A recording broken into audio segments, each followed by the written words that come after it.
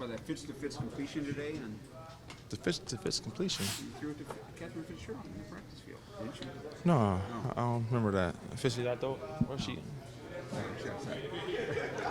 No, Fitzy came to my camp last week, and she showed out. She was one of the stars at my women's clinic. She made some big plays for her team.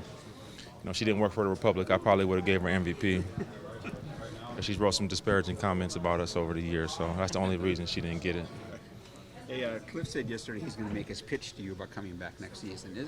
Is there anything a coach or anybody can say to you that would have any influence on what you do?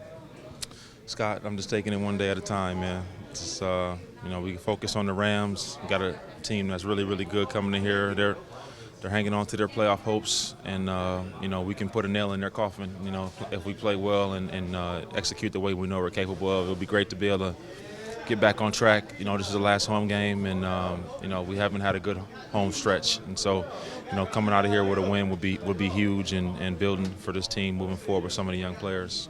Larry, what about David Johnson's nomination for the Walter Payton Man of the Year? Why is he deserving of that? Well, I think we all want to congratulate David. Him and Megan do an unbelievable job with their foundation. Just to see him grow and mature, and the way he's done his work in the community is really great. And we couldn't be more proud of him representing our team and our community as our Walter Payton Man of the Year. And I hope he can go to Miami and bring home the bacon. Larry, any thought that this could be your final home game? Could be. You never know. But I don't give it much thought. I told you before. I stay in the moment, man. The career will end. When it ends, it ends. Have you always been like that, or was Always. there a time you looked too far ahead and it came back to life? Nah, I always look at that. It's not about how long I live; it's about how well you live. Honestly, that's how I am. So that locker room outside the Coliseum in the final game, we're going to have to do that dance again with you? No, we don't have to. I mean, I don't like dancing. I was going to say, do you dread this time of year when we're all going to bring this stuff up? I mean, I guess it's inevitable when you're as old as I am. I mean, Mark's been here 16 years. Nobody ever asked him, Mark, is this going to be your last home game? And Mark's way older than me, Have the decisions in the past, they've been easy for you, difficult in the last couple of years? Do you decide what you're going to do? I mean, you love this. You say you always love being in the locker room. Yeah, no, I enjoy it. I do enjoy it. I want to be able to contribute and help my teammates, and be out there and be productive, and just get better every day. That's my mindset, and it never changed, no matter what stage of my career I've been in. But like I said, in terms of the future, that's something I'll address later. Is the one day at a time approach to help people kind of compartmentalize the season and not, where you don't let the weight of a 3-9-1 season kind of weigh on you? Well, I think it's important just to stay in the process. I kind of just focus on my routine daily, Thursdays, working on this, working on that, improving on that, getting the communication with Kyler down pat, knowing where the hots and sites are going to be so we can play fast and execute. And so I don't really get involved in thinking about the record and the results. All we really can do is control what we do moving forward. There's nothing I can do about Pittsburgh, or nothing I can do about the LA Rams. There's nothing I can do. There's nothing we can do to change that. Those were horrible performances. We want to put those behind us. What we can't control is how we perform against Cleveland.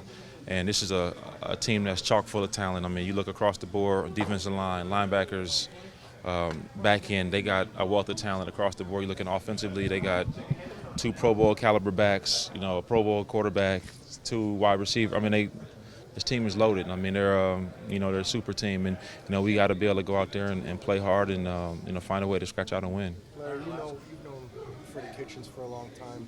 Do you think this game is going to mean a lot to him? Get a chance to coach against this franchise?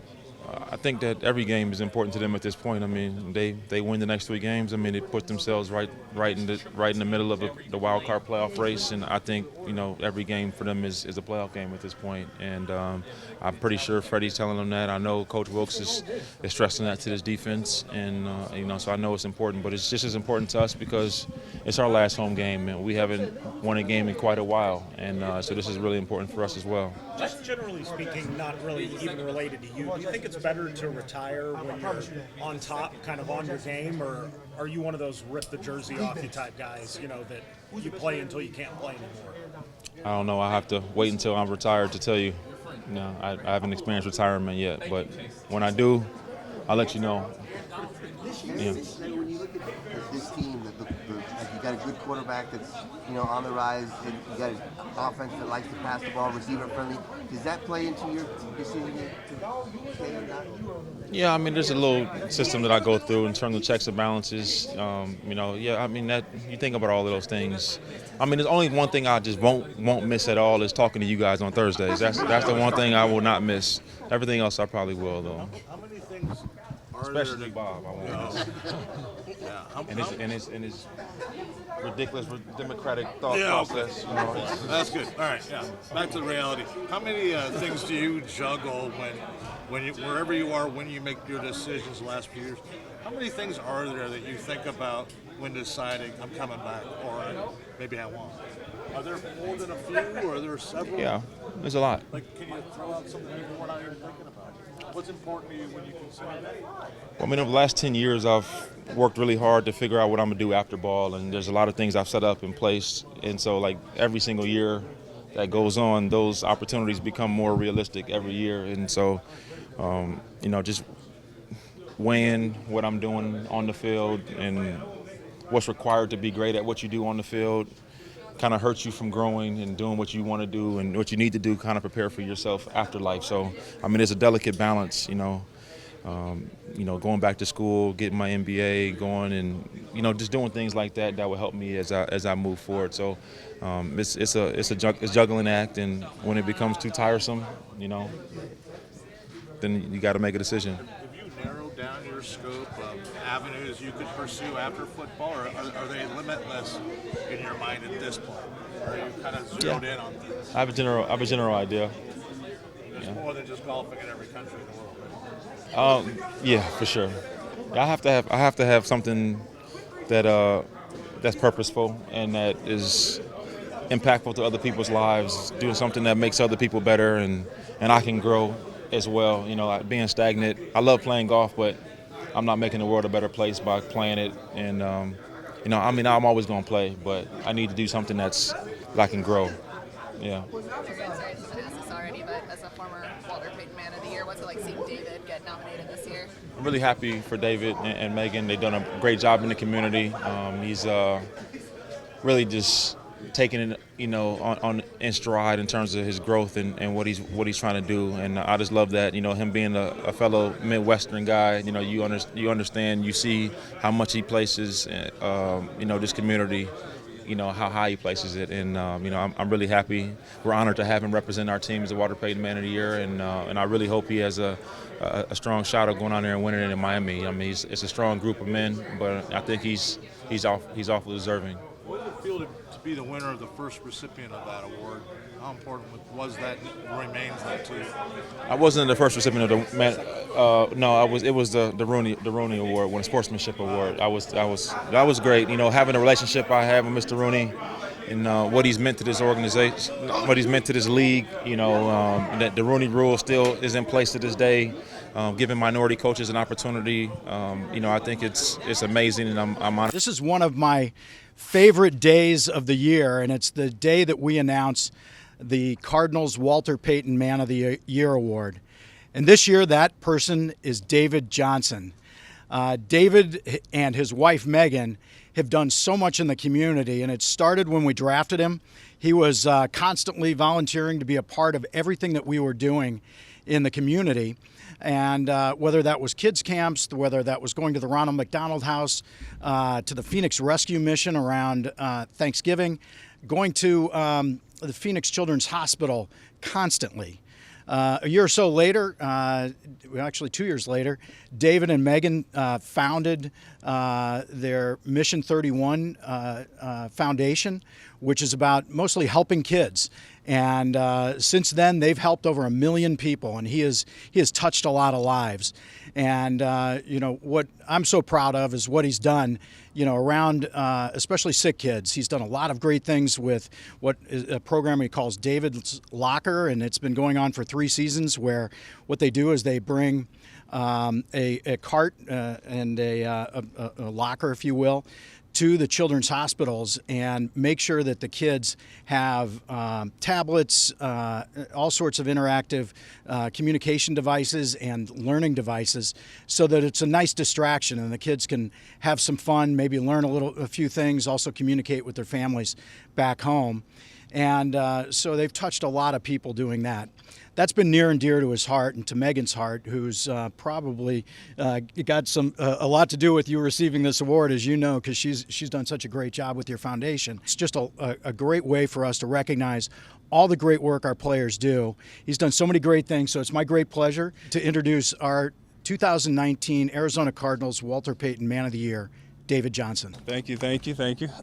So it's a great honor. It's really a great honor. I feel really privileged to be able to, first off, have the platform to impact children's lives. Like Mike said, me and my wife, as soon as I got in the league, that's our first goal, was to be there for kids. And so first thing we did was we spent our time at the Children's Hospital, spent our time doing a lot of community stuff around here, going and doing as much as we can. And it speaks a lot to be able to be the representative for the Cardinals, because it's showing that, it's not just what I do on the field, it's what I do in the community, what me and my wife do in the community to help out everyone around. And, just like I was when I was growing up, I had so much help from, older ambassadors, older people.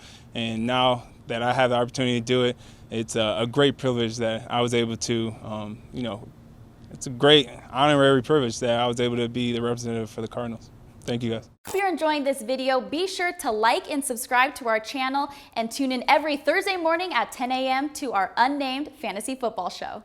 Payton Man of the Year, why is he so deserving of that award? Oh, David does so many great things. Him and his wife does a great job in the community with their foundation. They care very, very much about the kids and making sure that they're doing everything right. To leave a legacy behind for their family. So David is definitely well deserving of that nominee, and hopefully he can bring it home like Larry did a couple years ago. You've obviously immersed yourself in the community as well. Why is it so important to you to use your platform in that regard? I mean, you kind of seen situations like some of these kids go through on a daily basis as you was growing up, and when you're able to be on this platform, you kind of promise yourself to, not let, any kid go unhelped or unnoticed. So, helping the community is definitely a part of our job, because, kids, families, people of all kinds look up to us, and our word mean a lot to them when we do say something, or if we are giving them something to help make their lives better. So it's a privilege, and it's definitely an honor to be in this position and also being able to give a helping hand. Your thoughts on just, going up against a guy like Baker Mayfield, a guy that's going to take some chances and sling it around, probably give you some opportunities to get your hands on the ball. Yep, Baker has that gunslinger mentality. Heck of a player. Love the tenacity he plays and he brings to the game. You can tell he's a rowdy leader for sure, because he's always down the field. Once he makes touchdown throws or first down completions, he's down there in the action as well. And when you see a young quarterback like that doing those type of things, having those type of characteristics, the future can definitely be bright for him.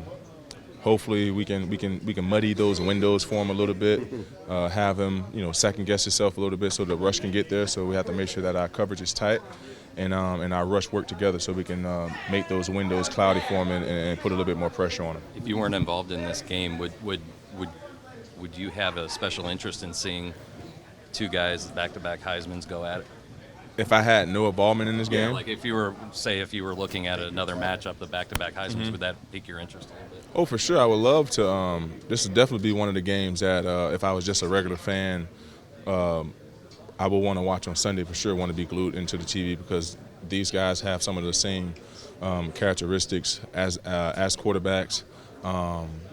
They both can throw the ball really, really well. Both have strong arms, and both are very, very high competitive football players. So if I was on the outside looking at this would definitely be my game of the week.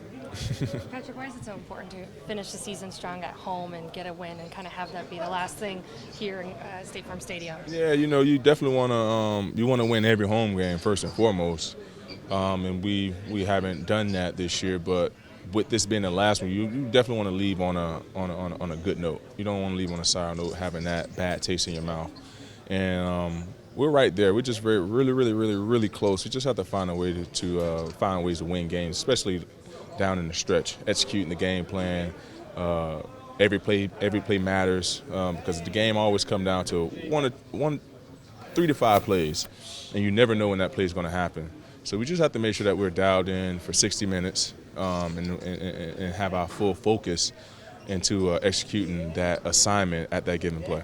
You've had the opportunity to see Christian Kirk develop since he got here. Mm-hmm. Where do you think he's made the biggest jump in his career?